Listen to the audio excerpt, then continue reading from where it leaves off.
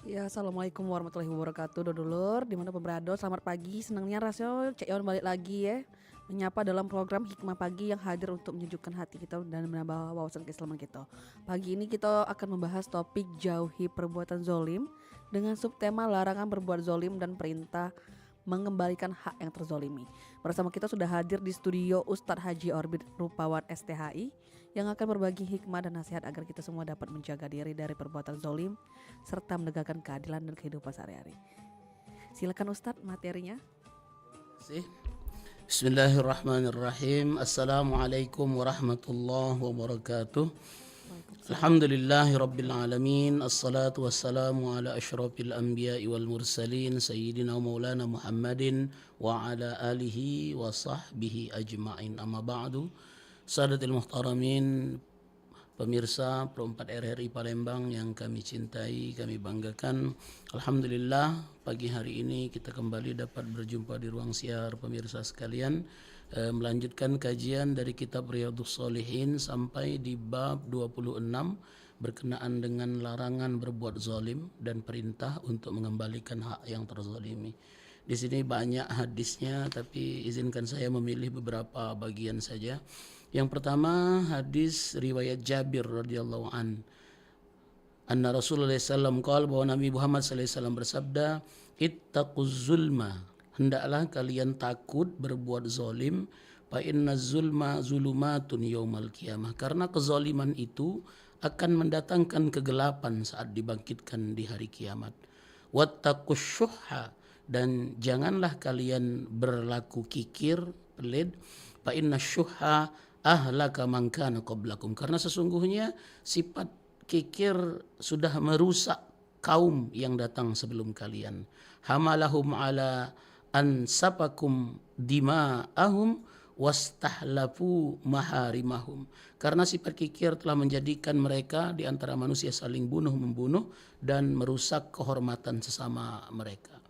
Pemirsa Pro 4 RRI yang kami cintai, kami banggakan, hadis pertama ini secara tegas Rasul mengemukakan statement beliau tentang larangan untuk berbuat zalim dan berbuat kikir. Mengapa? Karena kata beliau, zalim atau perbuatan aniaya itu akan menyebabkan pelakunya sendiri akan dizolimi kelak di akhirat nanti.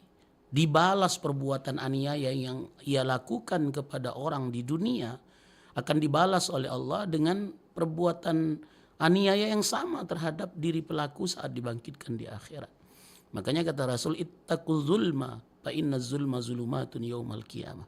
Takutlah kamu dari perbuatan aniaya, karena sesungguhnya perbuatan aniaya itu kelak akan berbalik kepada pelakunya saat dibangkitkan di akhirat. Pemirsa Pro 4 RRI, saya ingat cerita kiai kami dulu bahwa sebelum diutusnya Nabi Muhammad, umat sebelum diutusnya Nabi Muhammad itu ketika mereka berbuat dosa, itu langsung diazab oleh Allah seketika itu juga. Langsung diganjar balasannya saat mereka melakukan kesalahan. Namun ketika Rasulullah diutus menjadi nabi, salah satu bentuk kemuliaan beliau akhirnya pelaku perbuatan aniaya, pelaku perbuatan dosa itu ditunda azabnya oleh Allah Subhanahu wa taala nanti di akhirat. Tapi kata kiai kami tadi, ada 3 dosa yang tidak menunggu akhirat, langsung dibalas oleh Allah. Minimal DP-nya dulu lah, diganjar lebih dahulu, bunganya berupa balasan di dunia, tidak nunggu saat dibangkitkan di akhirat. 3 dosa itu, yang pertama adalah perbuatan zalim, aniaya, kemudian perbuatan durhaka kepada kedua orang tua, dan yang ketiga perbuatan zina. 3 dosa ini tetap akan diganjar oleh Allah di dunia, dan yang pasti di akhirat nanti akan lebih berat lagi azabnya. Maka pemirsa Pro 4 RRI yang kami cintai, kami banggakan, kita memang harus takut jangan sampai berbuat aniaya kepada manusia, kepada makhluk-makhluk yang Allah ciptakan di muka bumi. Karena ketika kita berbuat aniaya, perbuatan itu akan menjadikan kegelapan saat kita nanti dibangkitkan di akhirat. Mengapa? Karena kita pasti akan diazab oleh Allah dengan perbuatan aniaya yang kita lakukan di dunia. Tidak ada satupun perbuatan aniaya yang lepas dari catatan Allah dan kelak akan diganjar di akhirat nanti. Kemudian Nabi lanjutkan dengan ittaqus syuhha, hendaklah kalian takut dari perbuatan kikir. Mengapa? Karena hakikatnya perbuatan kikir ini juga perbuatan zalim, perbuatan aniaya. Mengapa? Karena ketika kita dititipi amanah berupa harta, kemudian kita genggam erat-erat dengan cara agar jangan sampai terbagi, terdistribusi dengan orang lain, maka Allah akan ambil hak kita sebagai distributor tadi.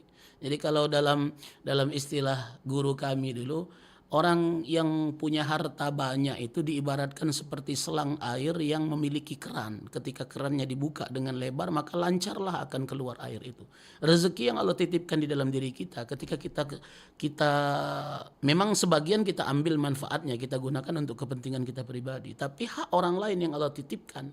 Karena di dalam surat At-Taubah itu kan dikatakan sesungguhnya di dalam hartamu ada hak orang lain. Nah, ketika kita distribusikan dengan cara keran tadi dibuka selebar-lebarnya, maka tentu aliran air dari selang ke tempat keluarnya itu akan terus lancar. Namun ketika kita tutup sedikit, maka akan berkurang keluarnya. Kita tutup erat-erat, maka dia akan terhenti. Seperti itu rezeki. Ketika hak kita ibaratnya 100 juta, kan ada 2,5%. Ada yang mengatakan 2,5%, ada yang mengatakan 10% hak orang-orang fakir, orang-orang miskin yang ada di dalam harta kita. Jadi bukannya punya kita, titipan Allah untuk disampaikan kepada yang berhak. Nah, ketika kita tidak mau menyampaikan, mendistribusikan yang seharusnya milik orang lain tadi, jangan kita merasa tenang-tenang baik. Kagak dimampetkan Allah, dihentikan oleh Allah. Ngapa? Karena diberi hak untuk mendistribusikan hak orang lain, namun tidak kita tunaikan. Akhirnya Allah cabut hak distribusi sekaligus rezeki kita. Pemirsa, maka kemudian kata Nabi, karena perbuatan kikir inilah yang menyebabkan perpecahan di antara umat sebelum. Gara-gara perbuatan kikir inilah di antara mereka saling aniaya dan akhirnya bisa menyebabkan pertumpahan darah. Itu hadis yang pertama. Selanjutnya hadis yang kedua, riwayat Abu Hurairah. An Abi Hurairah radhiyallahu anna Rasulullah sallallahu qala, Nabi Muhammad sallallahu alaihi wasallam bersabda, la tu'addannal huquqa ila ahliha yaumal qiyamah hatta yuqamu lisyati al-jalha minasyatil qarna. Abu Hurairah berkata, Rasulullah SAW bersabda, kalian kelak akan diperintahkan untuk menunaikan hak orang lain sampai nanti saat dibangkitkan di akhirat, kalian diperintahkan untuk mengembalikan hak kepada pemiliknya pada hari kiamat, hingga kambing yang tidak punya tanduk pun dapat menuntut kambing yang bertanduk. Ini menarik lagi berkenaan dengan perbuatan aniaya yang tidak mungkin lepas dari balasan Allah di akhirat. Kata Nabi di dalam hadis ini, tidak akan ada orang yang lolos dari ganjaran perbuatan aniaya sampai ditunaikan. Jadi misalnya perbuatan aniaya ini kan kita zolim dengan uang dengan berbagai macam cara. Misal kita ngambil hak orang lain, itu kan perbuatan zolim. Nah, nanti di akhirat dibangkitkan, tidak akan bergeser kita dari padang mahsyar kecuali diselesaikan urusan zolim yang sudah kita lakukan tadi. Jadi kalau kita ngambil hak uang lain, sebelum hak uang itu kita balikkan lagi dengan yang punya, tidak akan berpindah kita dari padang mahsyar itu. Kalau misalnya kita berbuat aniaya, nyakiti hati uang, mukul uang, zolim sampai menyebabkan orang luka, orang yang mati, tidak akan berlanjut kehidupan kita menuju akhirat, menuju fase berikutnya, menuju surga atau masuk dalam neraka, kecuali diselesaikan urusan aniaya tadi. Jadi kalau kita mau nangani uang, kayak di sana ditangani uang lagi, ditangani uang balik. Atau minimal kalau dalam hadis yang lain dikatakan ketika kita berbuat dosa kepada orang lain, di akhirat nanti Allah unjuk pilihan wong yang kita aniaya itu ngomong, nak kau balas apa nak kau ambek pahala wong itu. Jadi kalau misalnya kita punya pahala, wong yang kita sakiti punya hak ngembek pahala yang kita punya untuk menyelamatkan diri dia. Nah, kalau dia tidak galak ngembek pahala, dia nak ngebuk bae nak nangani malas perbuatan zalim gitu, Allah beri kesempatan hari itu. Maka pemirsa, di sini dikatakan tidak akan dilanjutkan fase kehidupan pelaku tadi sebelum ditunaikan haknya kepada orang yang ia aniaya. Sampai di sini dikatakan bahkan kambing yang lepas tanduknya gara-gara belago dengan kambing yang punya tanduk yang lebih gagah pacak nuntut.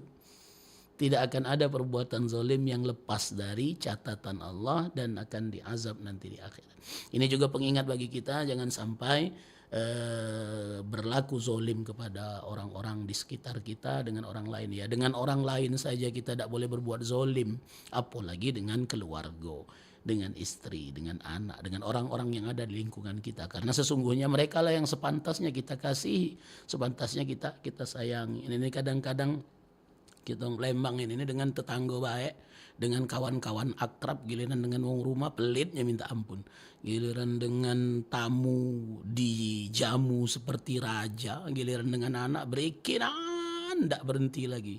Untung rugi bercerita dengan keluarga. Padahal sebenarnya yang harusnya betul-betul kita kasihi, kita tunjukkan welas asih, rasa sayang itu keluarga terdekat.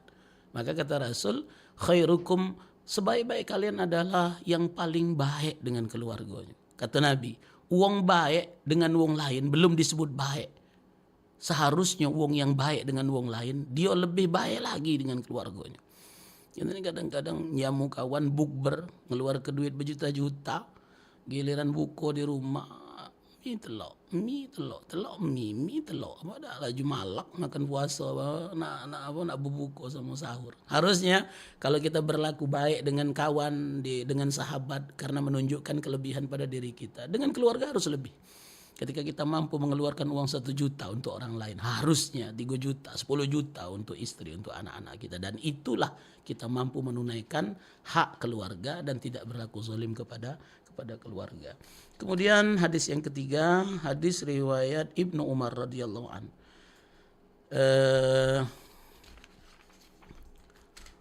Hadis yang keempat saja. An Aisyah radhiyallahu anha anna Rasulullah sallam qala man dalama qida syirin minal ardi tawwaqahu min sab'i ardin. Hadis muttafaqun alaihi dari Aisyah berkata bahwa Rasulullah sallallahu alaihi wasallam bersabda, barang siapa yang berbuat zolim meskipun hanya berupa sejengkal tanah, maka akan dikalungkan kepadanya 77 kali lipat dari tanah yang ia ambil tadi. Jadi hadis ini kembali menjadi pengingat, tanbih, peringatan bagi kita semua. Kalau kita ngambil hak uang, di sini dikatakan perumpamaannya sejengkal tanah kita ambil di dunia. Dengan segala macam kehebatan yang kita miliki, dengan kekuasaan yang kita miliki, kita ngambil hak uang lain sehingga uang tadi merasa dizolimi dan dia tidak pacak nuntut di dunia. Karena kita punya galo-galo, kita punya backing, kita punya duit, hak uang kita ambil, dia tidak pacak berkutik. Tapi sesungguhnya nanti di akhirat keadilan betul-betul nyata. Kalau orang yang berbuat zolim dan betul-betul dia berbuat zolim, maka pelaku kezoliman akan diganjar berupa barang yang ia ambil akan dikalungkan di kepala orang tadi 7 kali lipat dibandingkan barang yang ia ambil itu. Jadi bayangkanlah kamu kalau uang yang galak ngimbit tanah, galak ngembek tanah, uang 1 hektar, 2 hektar. Kayak di akhirat dikalungkan di kepalanya itu 1 hektar dikali ke 7 hektar kamu manggulnya. Jangan merasa aso yung Palembang, merasa aman baik di dunia. Ya, di dunia pacak diselesaikan dengan uang. Hukum bisa dibeli, tapi nanti di akhirat tidak ada yang akan menerima perbuatan yang tidak adil. Semuanya akan diganjar sesuai dengan perbuatannya masing-masing. Jadi pesan di dalam hadis ini mengingatkan jangan sampai ngembek hak uang lain meskipun seujung kuku, meskipun sejengkal tanah. Ya, ujung Palembang tuh jangan kepalangan kalau nak masuk neraka, jangan ngembek sejengkal. Ngembeklah 100 hektar jadi lemah kan, ndak lagi mikul langsung ditimpo nih oleh bumi di akhirat gagi. Ini ngembek sejengkal tanah masih diganjar juga. Mohon maaf pemirsa, ini sepertinya main-main, tapi maksud saya mengingatkan bahwa tidak ada perbuatan aniaya yang lepas dari balasan Allah nanti di akhirat. Kemudian pemirsa perempat RRI Palembang yang kami cintai, kami banggakan, ngapa aku lagi semangat pagi ini bercerita ini, karena perbuatan zolim ini kalau kita tidak antisipasi, kadang-kadang tanpa kita sadari kita melakukan perbuatan aniaya itu terhadap orang-orang di sekitar. Nah, ini kadang-kadang kita berbuat zalim terhadap diri kita sendiri. Ini juga yang harus kita awasi, jangan sampai dengan hak orang lain kita tunaikan sementara hak kita sendiri tidak kita sempurnakan. Contoh misalnya, saya pernah baca satu hadis, suatu saat Rasulullah itu melihat sahabat yang getol semangat nian sholat malam. Tapi kan sifat fitrah manusia punya sifat lelah, mata ngantuk, badan lemah. Nah, ketika dia datang ke Masjid Nabawi, melihat seorang sahabat mengikat badannya dengan tali dan ujung tali itu diikatkan di dinding, di tiang-tiang masjid. Akhirnya Rasul bertanya, apa yang kau berbuat? Ya Rasulullah, aku pengen semayang tahajud terus. Cuma itulah badan aku lemah, mudah ngantuk katanya. Jadi kapan mulai lemah, susah bangun, aku narik badan aku dengan tali ini biar tegak. Apa kata Rasulullah? Matamu punya hak, badanmu punya hak. Kalau memang waktunya istirahat tidur, ya tidur. Bapak pemirsa, sesungguhnya kalau memang batasan kemampuan kita sampai di situ jangan dipaksakan. Mengapa? Karena perbuatan aniaya terhadap diri kita sendiri. Ini perbuatan baik loh. Sholat malam, tapi kata Rasul, matamu punya hak untuk istirahat, badanmu punya hak untuk istirahat. Pulanglah ke rumah. Istrimu punya hak terhadap diri kamu, bukan diri kamu sendiri. Nah, pacak kita bayangkan dengan perilaku kita zaman modern sekarang ini. Malam-malam main HP, main game, main apalah di dunia maya itu. Sampai jam 1, jam 2. Kapan jam 3 tidur, subuh lewat, jam 7 bangun. Harusnya ada tanggung jawab dengan istri, dengan anak, dengan keluarga. Tapi gara-gara aktivitas kita di dunia maya dengan kecanggihan teknologi sekarang ini kan percaya baik kita di kamar, tertidur berbaring di atas kasur. Tapi bikin itu kan layang-layang. Mantu ngantuk. Cuman itulah tadi karena aktivitas kewajiban rasanya apa dia kurang Ustaz kalau belum baca WA sebelum tidur. Akhirnya berpuluh-puluh WA dibaca. Harusnya jam 10 nanti jam 12. Ujung-ujungnya pagi terlambat bangun subuh lewat. Pemirsa, itu perbuatan aniaya, itu perbuatan zalim. Dan mungkin ini problem kita saat ini. Banyak kita temukan fakta anak-anak muda sekarang terjebak, terperangkap dengan aktivitas dunia maya, meninggalkan aktivitas real di dunia nyata. Mereka sibuk bisa duduk sampai 3 jam 4 jam hanya melihat HP saja, memandang aktivitas yang ada di HP saja. Namun setelah itu aktivitas fisik realnya tidak bisa dikerjakan. Badannya lemah, mudah frustasi, mudah nangis. Ini problem yang dihadapi anak-anak modern sampai sekarang. Karena dapat kita bayangkan sudah akrab di dunia maya dengan gadget ini kan semuanya serba mudah. Aku ingat zaman kami masih mondok dulu tahun 90-an, karena saya dulu mondoknya di Madura di Jawa Timur. Tahun 90-an itu pernah keluar larangan dari gubernur, larangan main video game dingdong. Zaman dulu main dingdong, pakai koin gitu, nak main apa gitu. Nah, dengan keterbatasan main dingdong itu saja, menurut gubernur waktu itu sudah merusak. Mengapa? Karena aktivitas otak manusia itu ketika disibuk main game, perjalanan sempurna. Mengapa? Karena yang aktif itu cuma maju mundur kiri kanan. Yang sehat itu jempol. Kalau dulu kan tangannya yang gerak, kakinya mantap, badannya mantap. Belum lagi kadang dikonsumsi dan makanan. Nah, maksud saya itu kan tetap terbatas. Kapan habis koinnya game over, harus beli koinnya baru dengan keterbatasan uang. Lagi merusak, kata gubernur waktu itu. Nah, bisa kamu bayangkan, saya kebayangkan dengan game yang ada di HP. Kapan mati, hidup lagi, restart lagi. Kapan mati, bahkan bisa beli koin, bisa beli apa dan lain sebagainya. Ada beberapa anak kita yang ngerti akun orang tuanya, tahu password pin banking ayahnya, akhirnya kan beli cek ini beli itu segala macam, tahu-tahu akhir bulan ayahnya ketemuan ngutang 1 juta, 2 juta dan lain sebagainya. Nah, maksud saya dengan segala macam kemudahan yang didapatkan di game dunia maya gadget saat ini, betapa mudahnya anak rusak. Nah, semuanya kan udah bisa diraih, bisa ditunjuk dengan telunjuk saja, bisa dijidatkan dengan jempol saja, semuanya serba mudah. Tapi akhirnya aktivitas real mereka di dunia nyata tidak ada kemampuan sama sekali. Saya bukannya anti dengan e-sport, tapi sungguh e-sport itu bukan olahraga. Itu sekedar upaya untuk membuat orang akhirnya terperangkap dengan kebutuhan dunia maya. Pemirsa Pempat dari Palembang yang kami cintai kami banget. Saya ingat dulu zaman kami masih kecil-kecil betapa dengan modal sederhana, bahkan tidak pakai modal, kita bahagia main dengan teman-teman.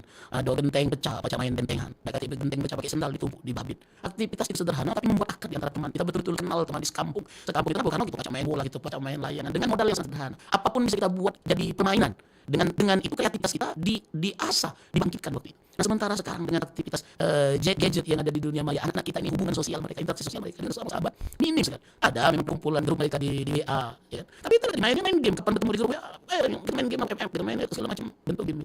Tapi di dunia nyata tidak ada keakraban. Kita temukan bagaimana anak, ya bukan cuma anak. Kalau dulu kan karena kumpul di ruangan, ngobrol, bertanya, ada apa, kemana segala macam. Kalau sekarang ada 10 orang di dalam satu ruangan, belum saling sapa. Mengapa? Karena mereka sibuk dengan gadget masing-masing, sibuk dengan aktivitas mereka di dunia maya. Nah, saya kembali kepada pokok bahasa tadi, jangan sampai berlarut-larut malam, meninggalkan mata gitu, sibuk main game, sibuk baca, sibuk nonton yang ada di dunia maya. Karena sesungguhnya matamu juga punya hak, istrimu, keluargamu, anakmu juga punya hak. Jangan sampai dihabiskan hanya bersibuk di dalam dunia maya. Pemirsa Pempat RRI Palembang yang kami cintai, kami banggakan, alhamdulillah pagi hari ini sampai rupanya unek aku bercerita tentang dunia maya. Uji kiai kami itu.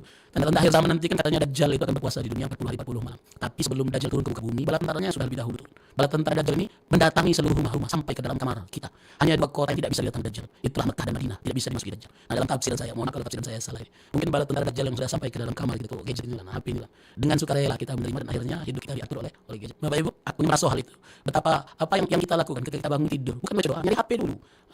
Ini belum aktivitas lain, mulai tergantung dengan HP. Maka bukan berarti anti dengan kemajuan teknologi, tapi minimal kita sadar ada sisi positifnya di dalam dunia raya ini, tapi begitu banyak jurang, begitu banyak lembah gelap yang ada di balik kecanggihan teknologi ini. Kalau kita tidak hati-hati, kita tidak antisipasi terhadap perkembangan otak, perkembangan psikis kejiwaan anak-anak kita, mereka akan terperangkap di dunia maya yang merusak kehidupan itu. Pemirsa Perum RRI Palembang yang kami cinta, kami banggakan, demikian apa yang kami sampaikan. Mohon maaf kalau seandainya tanpa jauh berlebihan, namun jika seandainya ada secuil ilmu, secuil manfaat, moga-moga itu menjadi ilmu yang bermanfaat, menjadi panduan kita dalam menempuh kehidupan di dunia fana ini dan mendatangkan keselamatan kelak saat kita nanti dibangkitkan di akhirat. Ini mungkin pertemuan terakhir sebelum Lebaran. Iya, Masih tak gitu nih siaran Lebaran. Kalau out dulu ya. Jadi mungkin kalau memang seandainya ini pertemuan terakhir sebelum berjumpa dengan bulan suci Ramadan, saya sudah berapa kali live ataupun video callan di teleponan melalui siaran live di RRI Perumpat RRI ini. Kalau seandainya selama saya menyampaikan materi ada yang kurang berkenan, saya mohon maaf. Namun kalau seandainya memang ada sedikit ilmu, moga-moga itu jadi ilmu yang bermanfaat. Demikian, billahi taufiq wal hidayah wa birridha wal inayah. Assalamualaikum warahmatullahi wabarakatuh. Waalaikumsalam warahmatullahi wabarakatuh. Dulur, demikianlah tadi hikmah pagi kita bersama Ustadz Haji Abid Rupawan. Terima kasih Ustadz, kami sampaikan kepada Ustadz ya atas ilmu dan nasihat yang telah disampaikan. Semoga ini jadi pengingat kita bagi kita galau-galau untuk jauhi kezoliman dan senantiasa itu menegakkan keadilan dalam kehidupan sehari-hari Ustadz. Betul. Saya selaku host untuk hikmah pagi ini bertugas pamit undur diri. Terima kasih untuk dulur kebersamaannya. Setelah ini kita akan lanjutkan lagi dengan hiburan religi sampai dengan pukul 6 waktu Indonesia Barat.